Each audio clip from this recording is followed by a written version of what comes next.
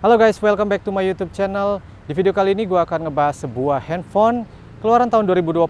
Ya, walaupun 2020 berjalannya nggak begitu bagus, cuman handphone ini merupakan berita bagus untuk para pengguna handphone. So, mau tahu handphonenya kayak gimana? Stay tune terus di video ini ya. Oke, handphone yang gue akan bahas yaitu handphone keluaran dari Xiaomi, yaitu Xiaomi Note 9 Pro. Jadi Note 9 ini ada dua varian, yang pertama Note 9 biasa, dan kemudian yang kedua yang ada di tangan gua ini adalah Note 9 Pro. Dan kebetulan yang gua akan bahas adalah Note 9 Pro dengan kapasitas 6GB RAM, 64GB storage. So, tanpa panjang lebar gua akan bahas kelebihan dan kekurangan dari handphone Xiaomi Note 9 Pro ini.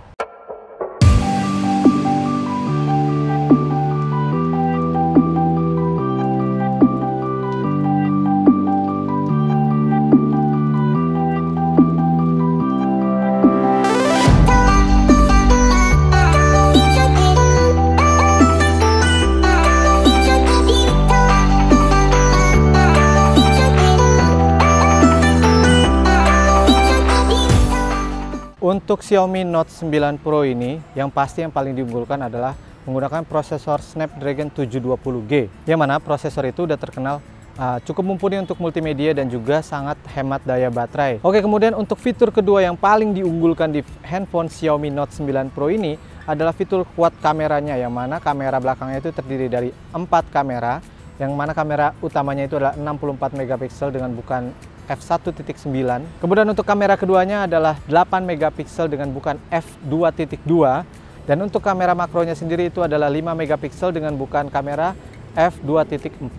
Dan juga untuk depth of field-nya kameranya sendiri itu terdiri dari 2 megapiksel dengan bukan yang sama, yaitu f2.4. Yang mana itu totalnya ada 4 kamera yang bakal bekerja bersamaan dengan sistem prosesor AI yang mampu menangkap gambar. Ya, jadi si prosesornya itu bisa tahu gitu warna sama ketajaman apa yang diperlukan untuk menghasilkan gambar yang bagus. Makanya kalau orang-orang foto pakai kamera Note 9 Pro ini, itu hasilnya oke banget. Dan untuk kamera depannya sendiri itu adalah 16 megapiksel dengan bukan f2.5. Well, itu udah cukup oke lah untuk kalian kalau misalnya mau bikin selfie video atau ya foto rame-rame lewat kamera depan. Itu udah cukup tajam hasilnya.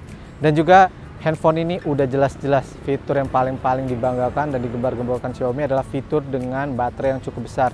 Well, jujur aja untuk handphone ini memang baterainya gede banget, yaitu sekitar 5020 mAh.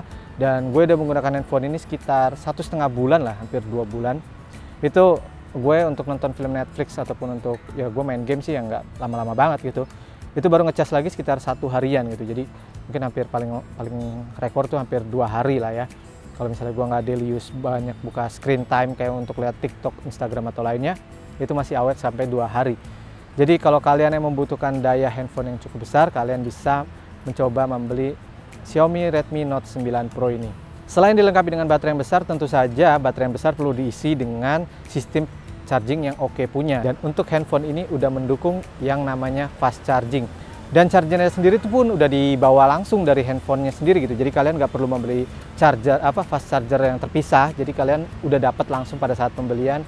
Dan untuk nge-charge sendiri ya sekitar 30 watt. Untuk ngisi handphone ini dari 10% sampai dengan 100% itu gue pernah coba. Itu sekitar kurang lebih 2 jam kurang atau ya 1 jam 45 menit ya. Dan gue rasa sih itu udah cukup banget gitu, mengingat baterai ini kapasitasnya 5020 mAh. Dan satu hal lagi, handphone ini udah dilengkapi dengan NFC. Sebuah handphone dengan kisaran harga sekitar 3 udah dapat fitur NFC, gue rasa itu udah cukup oke banget gitu loh. Untuk kalau kalian misalnya untuk bayar-bayar atau mau mungkin top up e-money, kalian bisa menggunakan NFC yang ada di handphone ini. Untuk layar sendiri, kalau gue boleh jujur, ini layarnya gede banget, yaitu sekitar 6,67 inch. Dan ini udah dilindungi oleh Corning Gorilla Glass 5 untuk depan dan juga belakangnya.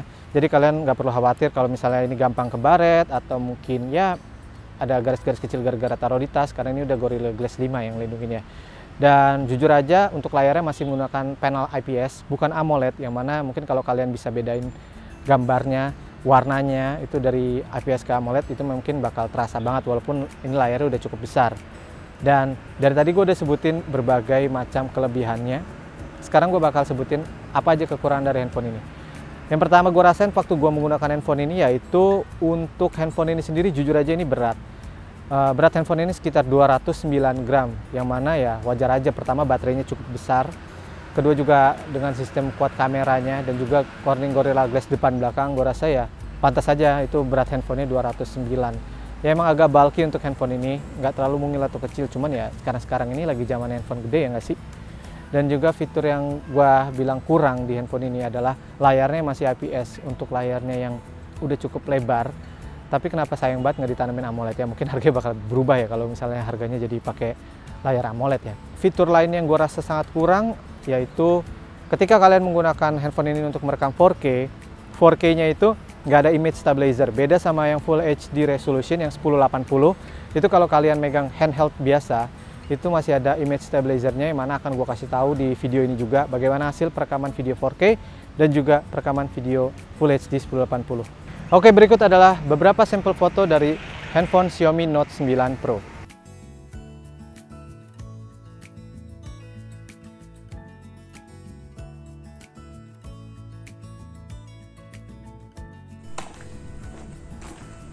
Ini adalah hasil perekaman dari Xiaomi Note 9 Pro dengan kualitas 4K. Bisa dilihat ini videonya agak shaky-shaky ya, karena nggak ada image stabilizer-nya di mode 4K yang 30 fps. Dan kita akan coba untuk mode 1080. Oke, sekarang ini adalah dengan mode 1080p dengan 30 frame per second. Bisa dilihat ini lebih stabil ketimbang tadi, karena untuk mode ini ada image stabilizer-nya.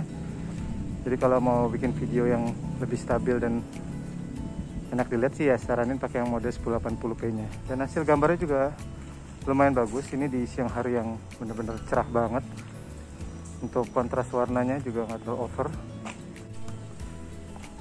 Oke, dan ini adalah untuk resolusi kamera depan 1080p dengan 30 fps.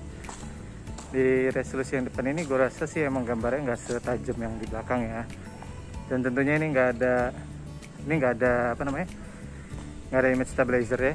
Karena bisa dilihat ini gue bener-bener goyang-goyang banget. Jadi kalau emang tujuan untuk mau video yang bagus, saranin sih gunain kamera yang belakang. Untuk sistem unlock handphone ini sendiri sudah menyusung menggunakan fingerprint yang mana terletak di samping dari body handphone itu sendiri. Jadi ya sebenarnya tepat banget untuk naruh di situ, karena body gesture kita kalau megang handphone ya pasti akan menyentuh bagian itu. Jadinya kayak kita nggak perlu ngasih extra effort gitu untuk naruh fingerprint di situ, karena udah pasti kita bakal megang bagian situ. Kalau kalian nggak mau menggunakan sistem fingerprint juga bisa face unlock, karena di handphone ini juga sudah bisa menggunakan unlock handphone menggunakan sistem face unlock ya. Handphone ini adalah ditunjukkan untuk para orang-orang yang ingin memiliki fitur yang lebih lengkap dari sebuah handphone, namun budgetnya masih sangat terbatas. Karena untuk budget sekitar 3,4 sampai 3,5 untuk varian yang 6GB RAM dan juga 64GB storage, itu tuh nggak ada handphone lain yang bisa menyamakan untuk kisaran harga segitu. Jadi buat kalian-kalian semua yang lagi nyari handphone dengan harga segitu tapi fitur segudang, ya handphone Xiaomi Note 9 Pro gue rasa merupakan pilihan yang tepat. So gue rasa video gue sampai di sini dulu. Thank you so much for watching dan sampai jumpa di video-video selanjutnya. Oke, bye.